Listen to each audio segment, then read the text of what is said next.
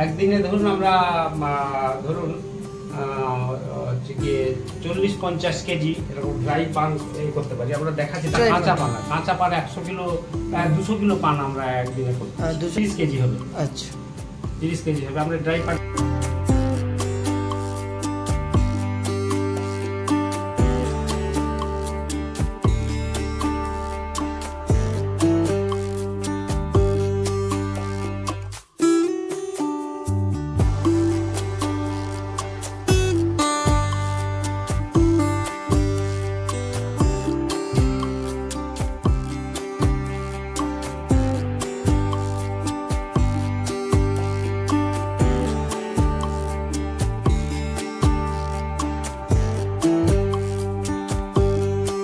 গুঁড়ো পান থেকে আমরা করেছি, পান থেকে একটা পানীয় বের করেছি, যেরকম আমরা চা কফি এরকম বাজারে আছে, আমরা পান থেকে একটা পানীয় বের করেছি যেটা চায়ের মতো পরিবেশন করা যাবে এবং ঠিক একইভাবে মানে চা যেরকম পদ্ধতি তৈরি করে সেরকম তাদের একটু নুন একটু চিনি বা দুধ দিয়েও বানানো যাবে।